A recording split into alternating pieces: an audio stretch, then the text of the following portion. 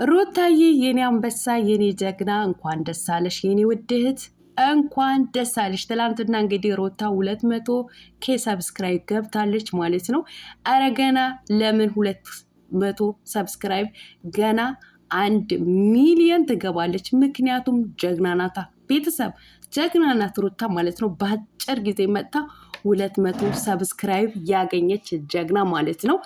እንዲሁም ደግሞ የአብርሽና የሩታ ቤተሰቦች እንኳን ደስ አላችሁ። ምክንያቱም የእናንተ ውጤት ስለሆነ ማለት ነው።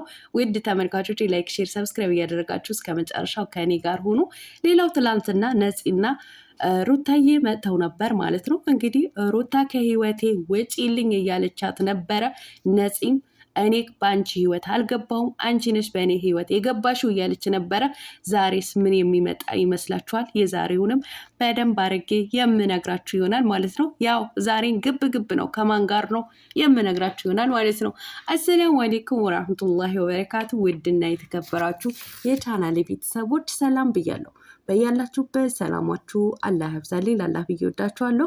ለቤቴ ወይ ለቻናሌ አዲስ ከሆናችሁ ሰብስክራይብ እንዲሁም የደወል ምልክቱን በመጫን ቤተሰብ የሆኑ ከዚህ በፊት ቤተሰብ ሆናችሁ ላይክ፣ ሼር፣ ኮሜንት ለምታደርጉልኝ እና ለምታበረታቱኝ እጅግ በጣም አድርጌ ከልብ አመሰግናለሁ። አላህ ያክብርልኝ። ዛሬም እንደተለመደው በሌላ ቪዲዮ መጥቻለሁ። ቪዲዮን ከወደዳችሁ ላይክ፣ ሼር ማድረጋችሁን እንዳትረሱ። የዛሬ ቪዲዮ እንግዲህ ለካ ቪዲዮ ይዤ አልመጣሁኝም። አዎ በሩታዬ ደስታ ነው የመጣሁት ማለት ነው። ትላንትና እንግዲህ ሩታዬ 200,000 ሰብስክራይብ ገብታለች ማለት ነው። ይገባታል።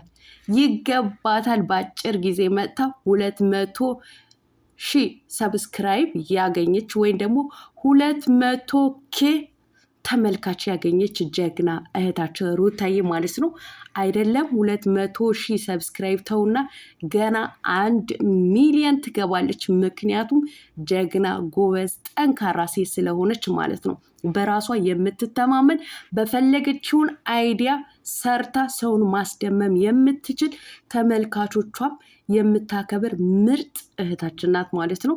ሩታዬ ከዚህ በላይ አግኝተሽ 1 ሚሊዮን ገብተሽ እንኳን ደስ አለሽ ለማለት ያብቀኝ ማለት ነው። እኔ የሰራ የለፋ የደከመ ያገኝ አይደለም ወዳጄ። ለምን ጠላት አይሆንም? ምን ይመለከተኛል? መልካም ልብ ብቻ ነው የሚያስፈልገው ማለት ነው። ለሰው መልካምነትን ማሰብ ማለት ነው። እና ለሩታዬ እንኳን ደስ አለሽ በሏት። እንኳን ደስ አለሽ የኔ አቃጣይ፣ የኔ አንበሳ፣ የኔ አትበቃ። አቤት አቤት! እንደዚህ ስትባል እኮ ግብግብ የምትሉ አላችሁ እኮ። እንደው ምን ሰርታ ነው ጀግና የምትባለው? እንደው ምን አድርጋ ነው? ምን ነው ታዲያ ጀግና ለመባል እንደው ሀገር ለሀገር ለማባላት ነበረባት? ጀግና ለመባል ታዲያ ዘረኝነት መስበክ ነበረባት? ጀግና ለመባል የሃይማኖት ልዩነትን እንድትሰብክልን ፈልጋችሁ ነበረ? ጀግና ናት በቃ። በራሷን የምትተማመን ሰው ለሰው የማያጣላ ሃይማኖት ለሃይማኖት ዘር ለዘር የማያነካካ ንጹህ የሆነ ቪዲዮ ሰርታ ያደገች ጀግና ዩቲዩበር ስለሆነች ማለት ነው። ከሷም አልፋ ይኸው እኛንም ጭምር ያሳደገችን ማለት ነው። የእሷን ፎቶ ለጥፎ የእሷ ስምን ጠርቶ ሰብስክራይብ ያላገኘ ቪው ያላገኘ ዩቲዩበር እስኪ ጥሩኛ። እየመረራችሁ ዋጡት። የእሷን ፎቶ ለጥፋችሁ የእሷን ስም ጠርታችሁ ነው ቪው የምታገኙት ማለት ነው። ሰብስክራይብ የምታገኙት ማለት ነው። ይዞርባችሁ ጭንቅላታችሁ። እኔ እውነታውን ከመናገር ወደኋላ አልልም ማለት ነው። ጀግና ናት። ከራሷ ማልፋ ሌላውን ዩቲዩበርን እንዲሰራ ያደረገች እንዲነቃቃ ያደረገች ምርጥ ዩቲዩበር ማለት ነው። እሷንም አብርሃምንም ማለት ነው የብዙ ዩቲዩበሮች ማነቃቂያ ሆነዋል ማለት ነው። እኛ እነሱ ከመጡ በኋላ ነው ጥሩ ቪው ጥሩ ሰብስክራይብ ማግኘት የጀመርነው ማለት ነው።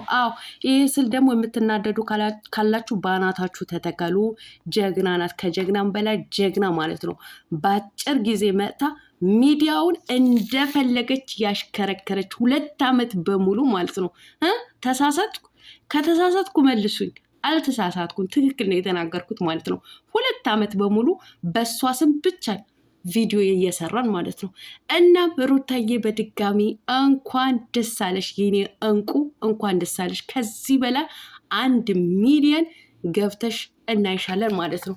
ውድ ተመልካቾቼ እንግዲህ በሩታዬ ሰብስክራይብ ይሄን ይሄን አክል ካልኩኝ ወደ ትላንትና ወደ መጡበት ቪዲዮ ስገባ ትላንትና ነፂና ሩታ እንግዲህ ግብ ላይ ነበሩ ማለት ነው።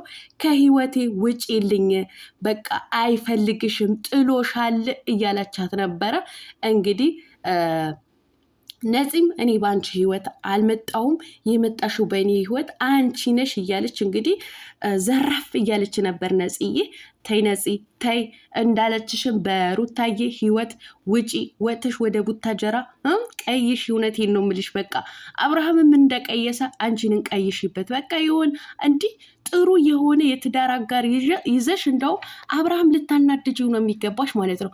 እንዴት ነው ባለትዳር ሆኖ እንደው እኮ የምታፈቅሪ ወንድ ልጅ ከሆነ ማለት ነው እውነት የአብርሃም ፍቅር ካለብሽ እኮ አንቺ አብርሃምን ህይወቱን ልትበጠብጭ አይገባም። በቃ ትቶሻል አይደለ? መተውን ያለብሽ ማለት ነው። እንግዲህ ዛሬ በከባድ ሁኔታ ይመጣሉ ማለት ነው። ወይ ነፂ ቤት ወይ አብርሃም ቤት ነው ዛሬ የሚመጡት። ያው እንደለመዱት አብርሽና ነፂ ሆስፒታል እንደሚገባ በሽተኛ ተዛዝለው ወይ ተቃቅፈው ይመጡልናል። ከዛ በኋላ ደግሞ ሩታ ትደርስባቸዋለች ማለት ነው። ታዲያ ምን ይከሰታል ብላችሁ አትጠይቁኝም? ያ የምንናፍቀውን የነበረው ጥፊ 360 ዲግሪ ነፂን ታሽከረክራታለች ማለት ነው። ማነው አሽከርካሪው? ሩታ ጀግናዋ ማለት ነው። ዛሬማ እኔ ሳስበው እውነቴን ነው የምላችሁ ከነፂም አልፎ አብርሃምም ራሱ ሳይደገም አይቀርም፣ ይደገማል። ዛሬ በጉጉት ጠብቁ ቤተሰቦቼ። ምንም ማድረግ አይቻልም ማለት ነው። አንዳንዶቻችሁ ይቺ የጎዳና ልጅ ይቺ መንደሬ ለሰው ክብር የሌላት፣ እኔ እኮ በጣም ግርም የሚለኝ ማለት ነው እንደዚህ አይነት ስንትን የምትሰጡ። በመጀመሪያ ሩታ መንደሬም አይደለችም የጎዳና ልጅም አይደለች። ምን የመሰለ አባቷ አላያችሁትም? ምን የመሰለቿ እናቷ አላያችሁ? ለዛውንም የመምህር ልጅ ናት ልጅቷ ማለት ነው። የመምህር ልጅ ማለት ነው። እኔ ግን አንዳንዴ ግርም የሚለኝ ነገር እናንተ ብትሰደቡ የማያስደስታችሁ ስድብን ሰውን ስትሰድቡ በጣም ነው የሚደብረው ማለት ነው። አንቺ ወይም አንተ የጎዳና ልጅ ተብላ ብትጠራ ምን አይነት ስሜት ነው የሚሰማው ማለት ነው?